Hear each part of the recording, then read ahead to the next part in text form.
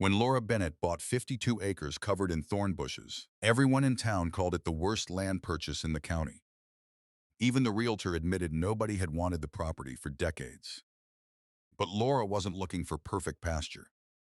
She bought the land for her small herd of goats, believing they could clear what heavy equipment couldn't. Then, one autumn morning, the goats refused to leave a narrow ravine hidden beneath the brush. Their strange behavior caught the attention of county surveyors working nearby. What they uncovered wasn't just an old stone crossing. It was a forgotten bridge that had disappeared from county maps nearly a century earlier, and it would completely change the value of Laura's land. Before we begin, subscribe to the channel if you believe patience can reveal value in places everyone else has already dismissed. Laura Bennett had spent most of her life making careful decisions. At 55, the widowed mother of two had learned that every dollar mattered. After her husband, Mark, passed away 7 years earlier, she sold most of their beef cattle and leased out the larger fields she could no longer manage alone. Life became quieter, smaller, simpler. So when word spread that Laura had purchased 52 acres of abandoned land outside Pine Hollow, Kentucky, nearly everyone thought she had finally made her first serious mistake. The property had sat untouched for decades. It wasn't level. It wasn't fenced. It wasn't even recognizable as farmland. Thick blackberry thorns, wild roses, poison ivy, and tangled vines covered nearly every acre. Young cedar trees had pushed through old pasture. Deadfall blocked what had once been wagon trails. From the county road, the land looked less like a farm and more like an abandoned forest. Even the real estate agent had warned her. "I've shown this place 6 times," he admitted. Nobody wanted to deal with it. Laura smiled. "That's probably why I can afford it." A week after the sale closed, she drove an old livestock trailer through the rusted entrance gate. Inside were 24 Spanish boar cross goats, curious, hardy, always hungry. Unlike tractors or bulldozers, goats didn't mind steep hillsides or thick brush. They simply ate whatever stood in front of them. Her neighbors gathered along the fence as the trailer door opened. One of them laughed. "You're planning to clear 52 acres with goats?" Laura nodded. "They'll do what machines can't." Another neighbor shook his head. "By the time they're finished, you'll be 80. The group laughed. Laura simply opened the trailer gate. The goats bounded into the tangled brush without hesitation. Within minutes, they disappeared beneath vines that reached well above Laura's shoulders. She didn't expect overnight results. She had a plan. Each section of the property would be enclosed with portable electric fencing. The goats would clear one area at a time before moving to the next. It was slower than heavy equipment, far less expensive, and much gentler on the land. For the first several weeks, everything went exactly as expected. The goats stripped leaves from thorn bushes, cleared invasive vines, and opened narrow walking paths through vegetation no person could comfortably enter. Little by little, sunlight began reaching the forest floor again. Then something unusual happened. Every morning, instead of spreading across the fresh browsing areas, the entire herd drifted toward the same narrow ravine near the center of the property. Laura moved the fencing. The goats returned. She opened new sections of brush. They ignored them. One old nanny goat named Daisy always led the way. The others quietly followed. "They've found better forage," Laura told herself. But after nearly a week, curiosity got the better of her. One cool October morning, she followed Daisy into the thickest patch of thorn bushes on the entire property. Branches scraped against her jacket as she forced her way through. The goats had already gathered in a tight circle, not eating, not resting, simply staring at the ground. Laura pushed aside a wall of briars. Beneath years of tangled vines, she noticed something that definitely didn't belong in the middle of the woods. A row of perfectly shaped gray stones. Too straight, too even, too carefully placed to be natural. She knelt for a closer look. The goats had uncovered more than an old path. They had uncovered the first clue to something that had been hidden for generations.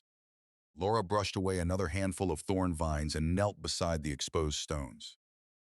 They weren't loose rocks. They were fitted together. Each block had nearly straight edges, unlike the jagged limestone scattered across the surrounding hills. She reached out and brushed away years of damp leaves. The surface felt surprisingly smooth. Someone had shaped these stones. A breeze rustled through the cedar trees behind her. The goats remained unusually quiet. Instead of wandering off to graze, they stood around the clearing, as if waiting for her to notice something else. "Daisy," Laura whispered, "what did you girls find?" The old nanny goat lowered her head and began pawing gently at the ground beside the stones. Leaves slid downhill. More rock appeared beneath the soil. Laura stood and looked around. The narrow ravine suddenly seemed different. The steep banks on both sides lined up almost perfectly. The exposed stones stretched toward the opposite side of the creek instead of ending where she first thought. It looked less like scattered masonry and more like part of a structure. The next morning, Laura returned carrying pruning shears, a rake, and a small folding shovel. She had no intention of excavating the site. She simply wanted to clear enough loose brush to understand what she was looking at. For nearly 3 hours, she clipped blackberry canes and pulled vines away by hand.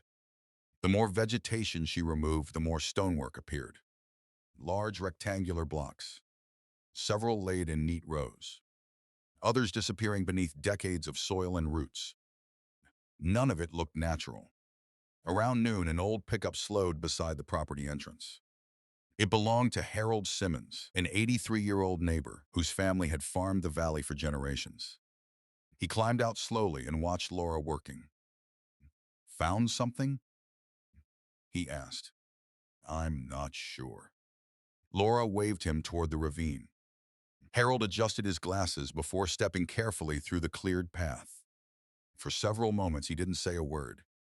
Then he reached down and rested one weathered hand against the exposed stone. "I haven't seen this since I was a little boy." Laura looked up. "You've seen it before?" Harold nodded slowly. "My grandfather used to tell stories about an old wagon crossing somewhere in these woods. Most folks thought he was remembering things that never existed." He smiled faintly. "But I remember him pointing toward this ridge." Laura glanced back at the stones. "You think this could be it?" Harold didn't answer immediately. Instead, he looked toward the creek flowing quietly beneath the tangled brush. "I don't know. But these stones weren't placed here by nature." He straightened carefully. "If I were you, I'd call the county survey office before clearing another foot." Laura frowned. "You really think it's that important?"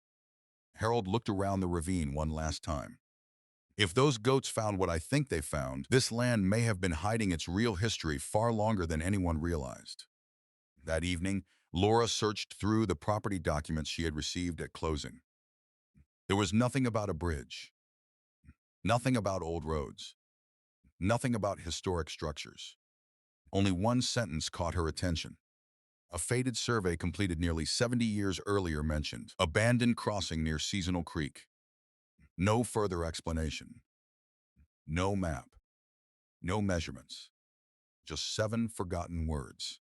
Laura quietly folded the document. The following morning, she called the Hart County Survey Office. She expected someone to politely dismiss her. Instead, the receptionist listened carefully as Laura described several rows of exposed cut limestone near a creek. "Would you mind emailing a few photographs?" she asked. "I'll forward them to one of our survey supervisors for review." Within 20 minutes, Laura sent 6 pictures she had taken with her phone. Then she returned outside to feed the goats. She hadn't even finished filling the water trough when her phone rang. "This is Daniel Foster from the County Survey Office. I've just reviewed the photographs you sent." Laura waited quietly. "I can't identify exactly what you found from pictures alone, but the stonework doesn't appear to be a natural rock formation." He paused. "I'd like to take a closer look before drawing any conclusions. Would that be all right?" "Of course." 2 days later, Daniel arrived with another licensed surveyor. Neither carried excavation equipment. Only GPS units, measuring poles, cameras, and copies of historical county maps. Laura led them through the narrow trail the goats had cleared. Daniel stopped almost immediately. "Interesting." He knelt beside one of the exposed limestone blocks. The edges were nearly square. Several surfaces still showed signs of hand finishing despite decades beneath vines and soil. His partner unfolded a faded county plat map dating back more than 80 years. The creek still appeared. So did the surrounding property boundaries. One faint dotted line crossed the creek almost exactly where the exposed stonework stood. Daniel compared the map with the GPS coordinates. Then he checked again. The location was remarkably close. Laura looked at him. What does that line mean? Daniel smiled cautiously. We can't say yet. But older survey maps sometimes use dotted lines for wagon roads, creek crossings, or other features that later disappeared from active use. He folded the map carefully. So at this point, we know the stonework deserves further investigation. The second surveyor walked farther downstream. A few minutes later, he called everyone over. Another row of limestone blocks had become visible beneath tangled roots on the opposite bank. The spacing appeared similar to the first group of stones. Daniel studied both sides of the creek. If these align the way I think they do, they could represent opposite foundations of an older crossing. Laura looked across the creek. So there might have been a bridge? Daniel answered carefully. It's one possibility. But before anyone calls it a bridge, we'll need additional measurements, historical records, and a professional historical review. As they packed their equipment, Daniel contacted the county historian. Laura overheard only a few words. Historic structure. Possible transportation feature. I'd appreciate your opinion. Watching Daisy quietly graze nearby, Laura smiled. Everyone else had seen an overgrown property. The goats had simply led people to a place worth asking questions about. A week later, Daniel returned. This time, he wasn't alone. Two additional county surveyors arrived with professional GPS equipment, measuring rods, historical reference maps, and bright orange marking flags. Laura greeted them at the gate. I wasn't expecting this many people. Daniel smiled. Neither were we. But after reviewing the old survey records, we decided this site deserved a proper inspection. The group followed the narrow trail the goats had cleared through the thorn bushes. Even after several days, Daisy led the herd back to the ravine as if it had become part of their daily routine. One surveyor laughed. I guess they still think we're here because of them. Laura smiled. They're probably right. For the next several hours, the team carefully measured every exposed stone. Nobody dug into the ground. Nothing was disturbed. Instead, they documented everything exactly as they found it. GPS coordinates, stone dimensions, elevation changes, creek width, photographs from every angle. Daniel compared each measurement with the faded county maps spread across the hood of his truck. The alignment is almost perfect, he said. The crossing sits exactly where the old survey suggests. Another surveyor walked to the opposite side of the creek and called everyone over. More cut limestone had become visible beneath tangled tree roots. The spacing closely matched the stones already exposed on Laura's side. It appears these foundations face one another, he explained. If that's correct, they may have supported a bridge deck. Laura looked across the creek. So the bridge may still be here. Daniel shook his head gently. Not the wooden bridge deck itself. That appears to be gone. But parts of its original stone foundations may have survived. Late that afternoon, the team completed its preliminary report. The conclusion remained cautious. The exposed stonework was consistent with a historic man-made crossing. Additional historical review would be needed before any official determination could be made. Before leaving, Daniel folded the maps and looked toward Laura. I'd recommend leaving everything exactly as it is. No more clearing around the stones. Laura nodded. I wasn't planning to. He smiled. Good. The county historian wants to visit next week. As the survey vehicles disappeared down the gravel road, Laura stood quietly beside the ravine. Only a month earlier, people had laughed because she bought 52 acres covered in thorns.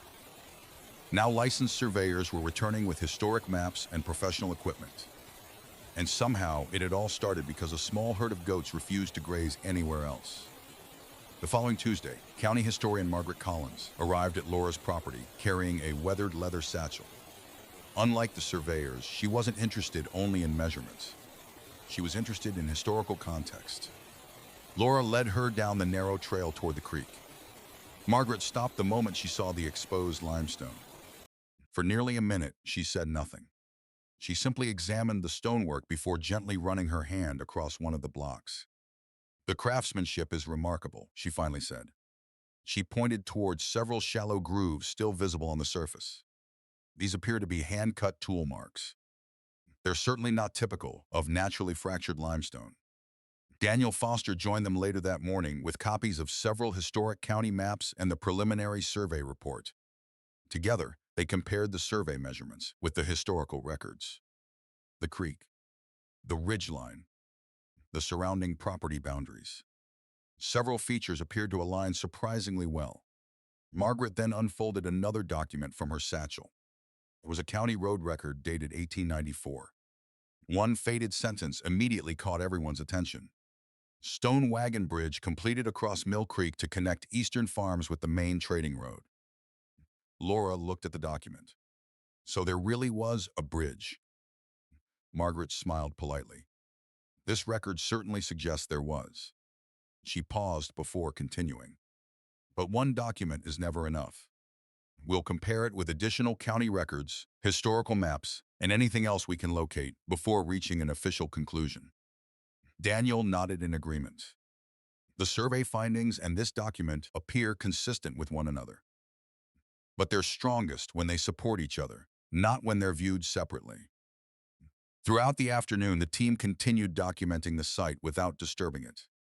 No excavation took place. No stones were moved. Everything remained exactly as it had been discovered.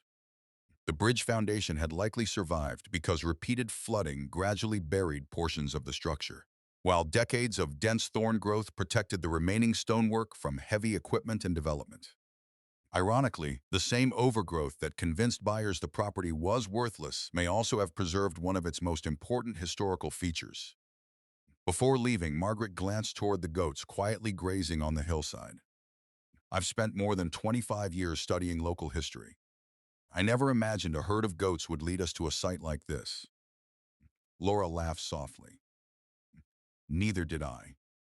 As everyone packed their equipment, Margaret carefully placed the old road record back into her satchel. "I'm heading to the county archives. If additional records tell the same story, we'll have much stronger historical evidence than we do today." Laura watched the vehicles disappear down the gravel drive. Only a month earlier, she had purchased what everyone considered an impossible piece of land. Now historians and surveyors were treating it as a place worth preserving. And the answers, it seemed, were still waiting inside records that no one had opened for decades.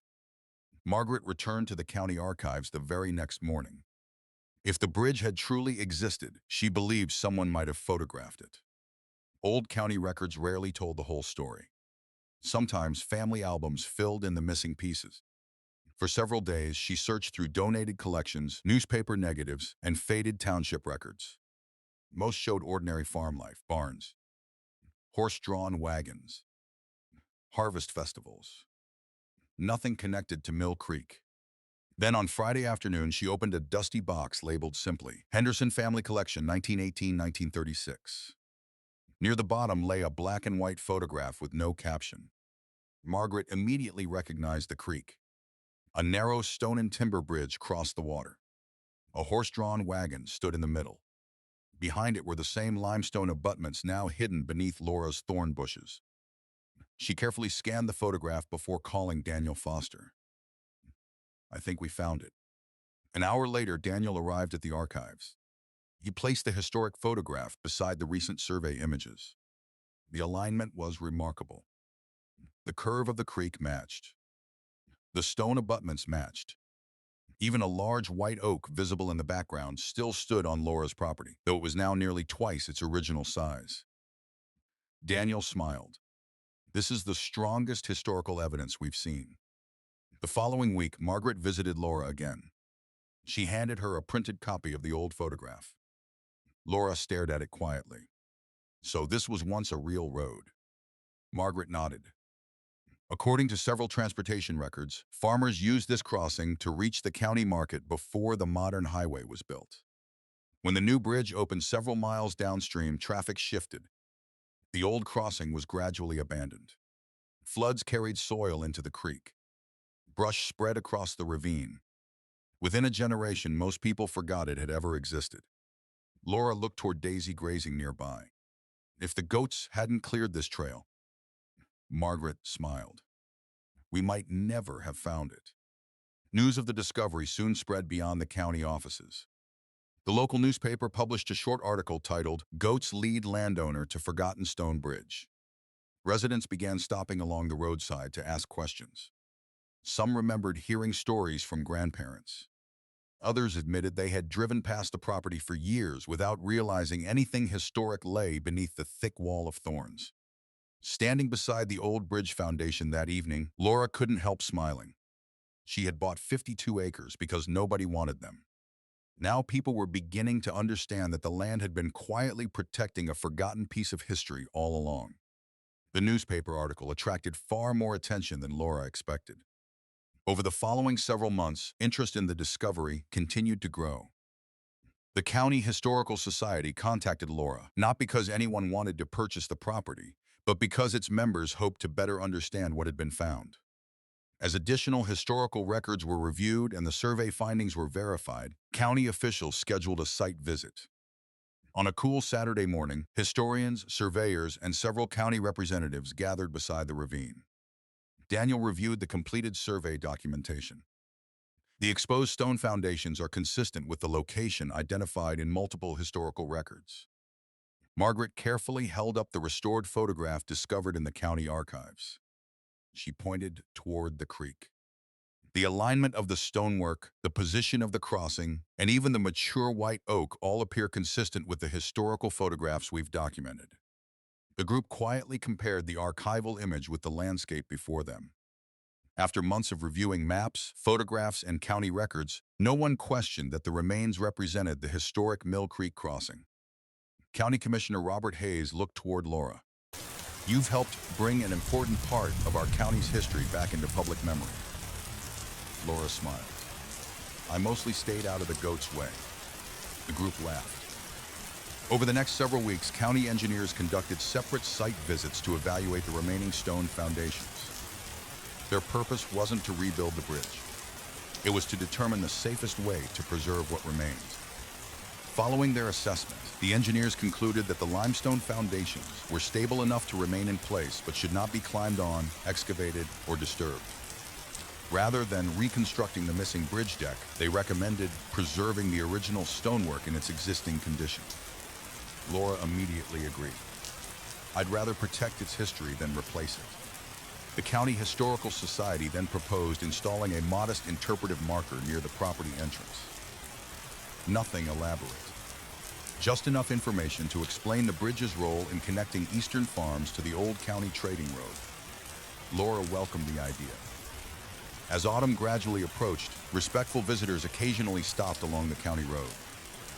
Most never entered the property. Those who viewed the site did so only after receiving Laura's permission.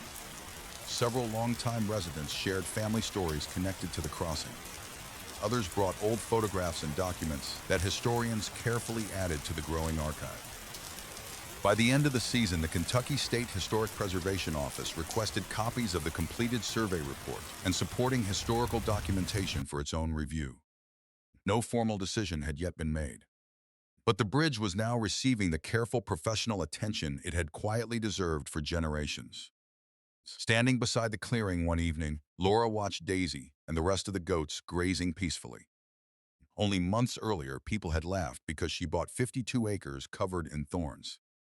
Now those same acres were valued not only for what could be grown there, but for the history they had patiently protected for more than a century.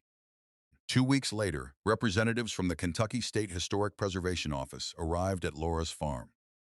Unlike the earlier survey teams, they weren't there to determine whether a bridge had existed. The county's documentation had already answered that question. Their job was different. They wanted to evaluate whether the remaining structure deserved formal preservation. The inspection lasted most of the morning. Engineers examined the exposed limestone. A preservation architect documented the original stonework. Margaret provided copies of the historic photograph, county road records, and survey maps. No one suggested rebuilding the bridge. In fact, the preservation team recommended the opposite. The less we disturb it, one architect explained, the more authentic it remains. Laura appreciated that approach. She had never wanted a tourist attraction. She simply wanted the bridge protected. A month later, the county and Laura approved a small preservation plan. The ravine would remain part of Laura's private property. Visitors would be allowed only during scheduled educational visits or with her express permission. Laura granted the County Historical Society a narrow preservation and access easement covering only the marked trail and viewing area. The society agreed to maintain liability insurance during organized visits.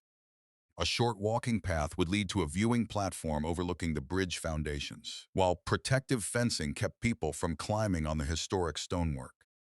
The agreement balanced preservation, private property rights, and safety. Soon afterward, local volunteers helped remove invasive thorn bushes from the surrounding hillside.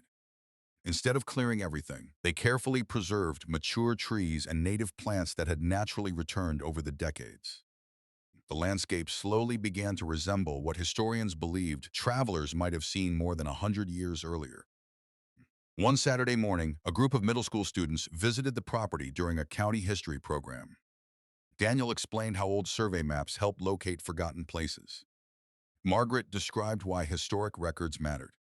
Then Laura shared the simplest part of the story. I wasn't searching for history, she told them.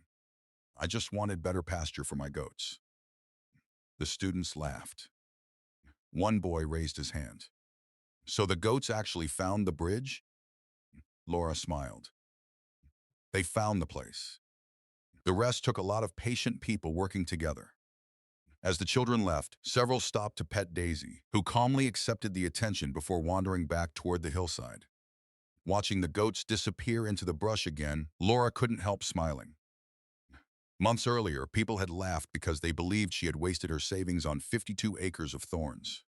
Now those same acres had become a place where history, conservation, agriculture, and the community came together. And it had all begun with a herd of goats that simply followed a path the landscape seemed to remember.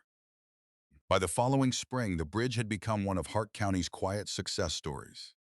There were no large tour buses, no souvenir shops, no crowds. That was exactly how Laura wanted it. The county installed a modest wooden sign near the entrance. It simply read, Mill Creek Stone Bridge, estimated late 1800s, preserved through community partnership. Nothing more. On selected Saturday mornings, a few local families stopped by after receiving permission from Laura.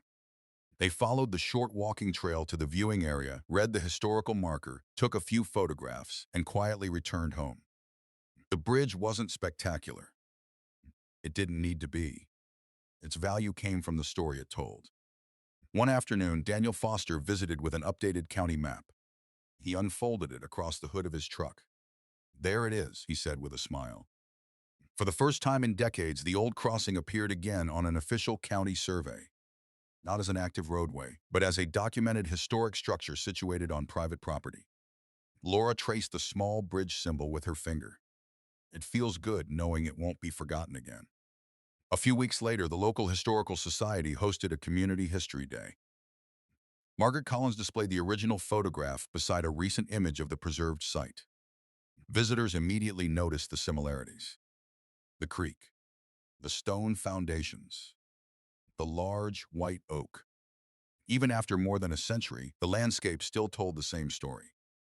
Several longtime residents shared memories passed down through their families. One elderly farmer smiled as he looked at the photograph. My grandfather always insisted there used to be a bridge out there. We thought he was just telling old stories. Margaret laughed.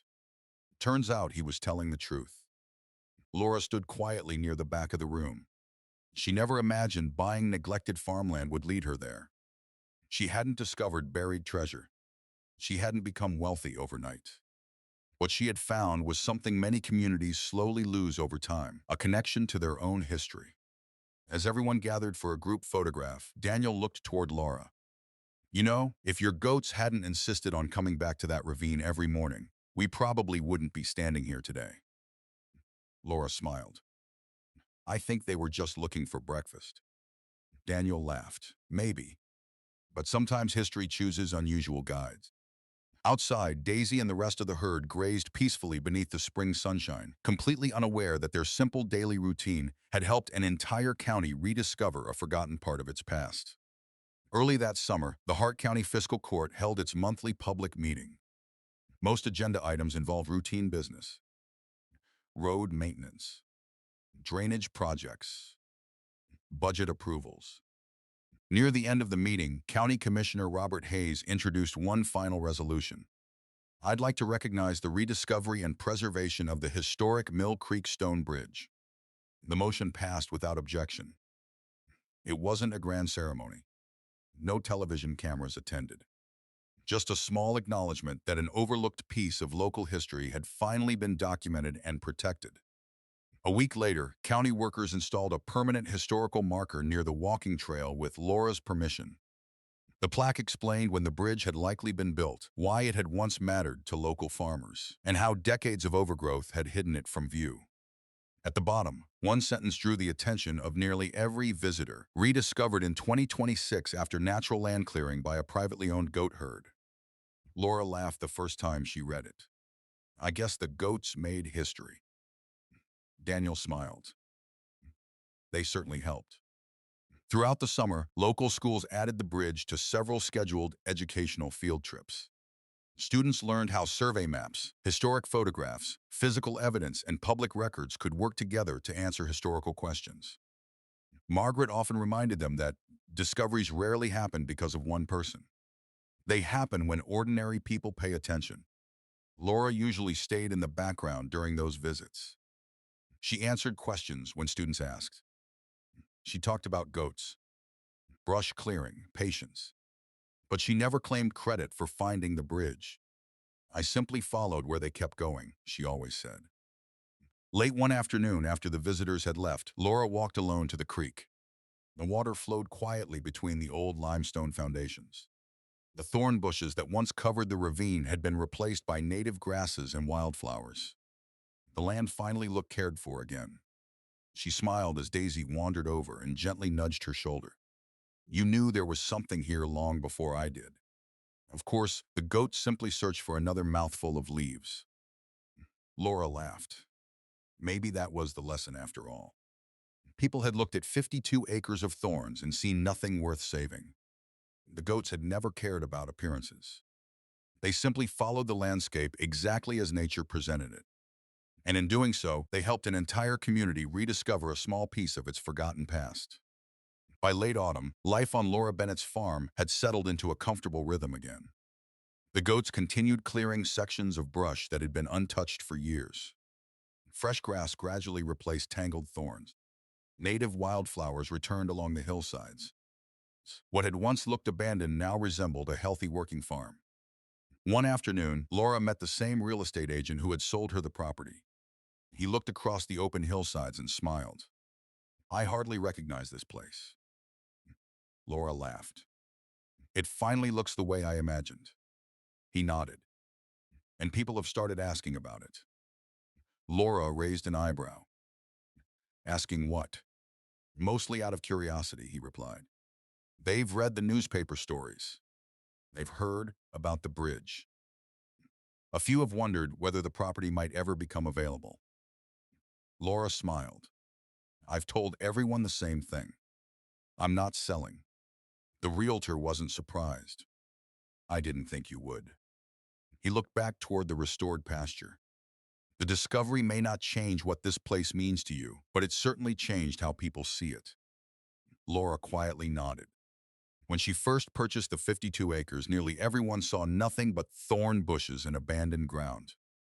Now they saw history, conservation, and a working farm that had been cared for with patience, rather than heavy machinery.